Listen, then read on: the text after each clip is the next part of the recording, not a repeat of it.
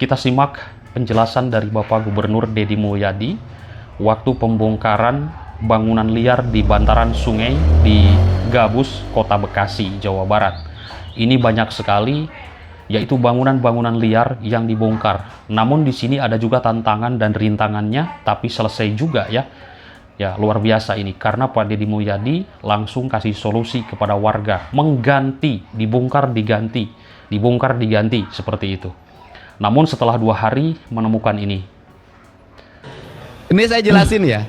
Pada waktu ada kepala desa yang menentang ketika daerah aliran sungainya di Gabus Bekasi itu dibongkar, saya menyatakan ke kadesnya, oh ini nggak ada sewa-sewaan segala macam. Saya katakan ayak meren. Ternyata 2 hari setelah itu saya menemukan orang Sumedang tinggal di bantaran sungai itu membeli tanah di daerah aliran sungai itu sewa 1 juta per meter. Dia sewa 7 juta per meter per tahun. Jadi bantaran sungai itu kenapa penuh dengan rumah, dengan toko? Ayak meren.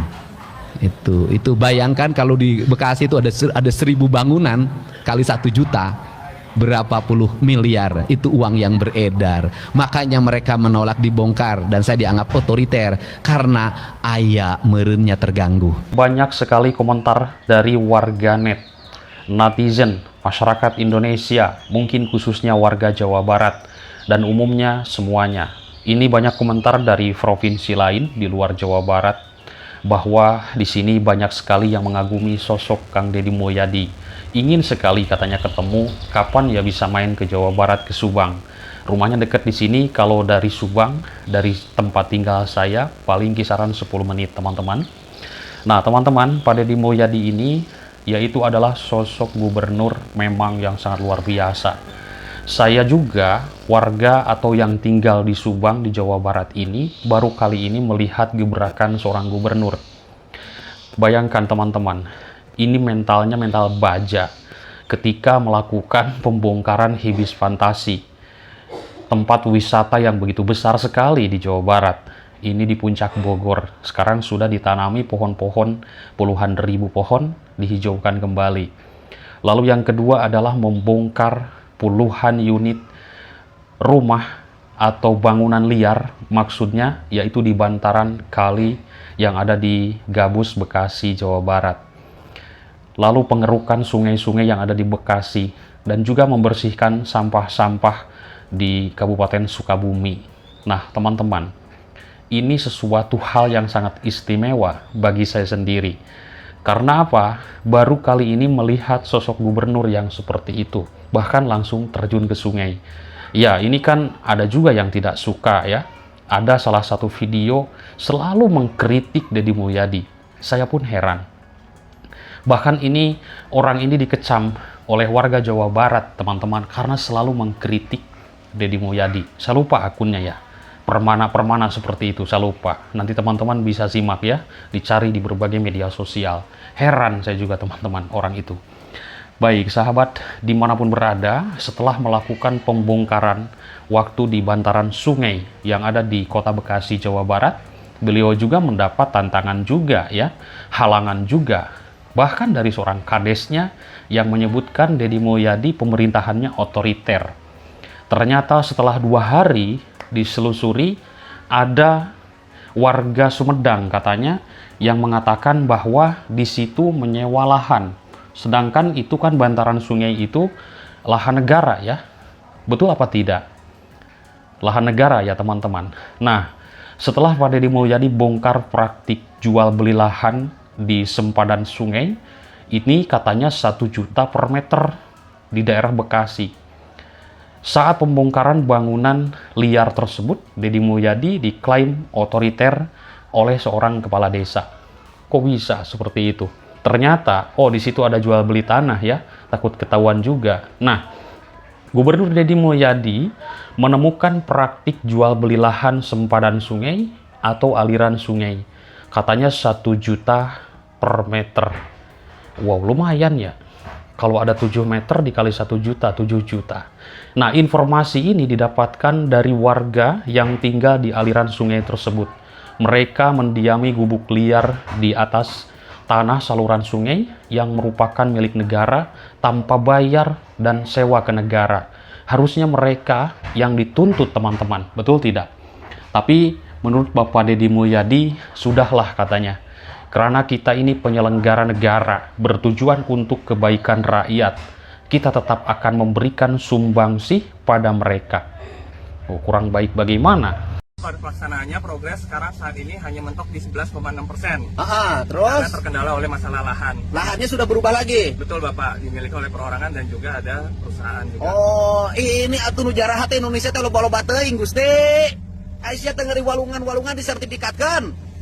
Ini jadi kalau kemarin saya sampai nekat iuran ngumpulin 500 miliar, sebenarnya nggak mesti.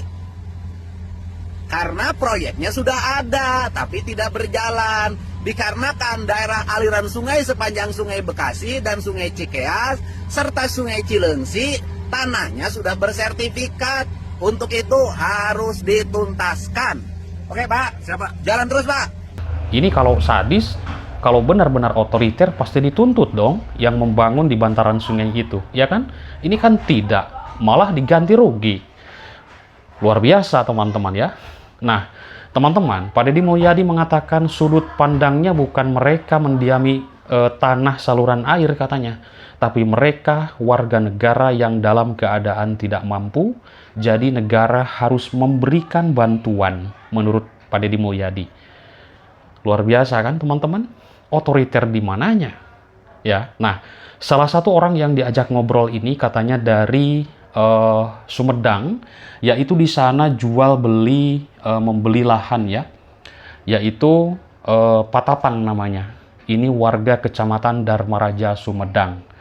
Ini numpang usaha di daerah Bekasi ya, menyewa tanah atau membeli tanah di sana lahan 1 juta per meter.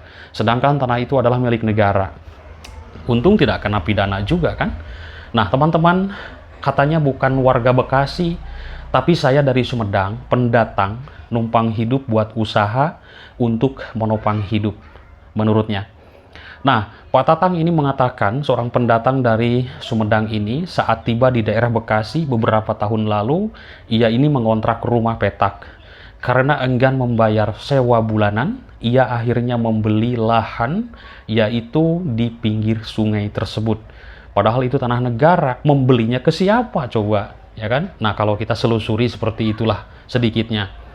Untuk bertahan hidup, ia pun berjualan kecil-kecilan atau kerja serabutan lainnya. Waduh, ini tanah negara disertifikatkan, dijual belikan. Belinya ke siapa? Ini kan ya diduga banyak oknum-oknum ya kan? Seperti itu. Menurut Bapak Deddy Mulyadi, Bapak di pinggir kali beli dari siapa? Dari penggarap katanya. Bapak ada kwitansinya atau materainya, harganya berapa? Katanya 1 juta per meter. Saya beli 7 meter, berarti 7 juta. Tanah itu kemudian dibangun ala kadarnya katanya, dan juga memang tidak permanen. Mendengar itu, Deddy Mulyadi meminta semua kwitansi-kwitansi yang sudah diberikan kepada stafnya untuk mendapat uang pengganti 10 juta rupiah. Tuh, ini diganti loh teman-teman, ya kan? Jadi pembongkaran tidak semena-mena, tidak zolim, ya kan? Ini dikasih solusi warga ini. Nah, lalu uang yang 7 juta diantaranya untuk mengganti dana yang dikeluarkan karena membangun bangunan tersebut yang dibongkar.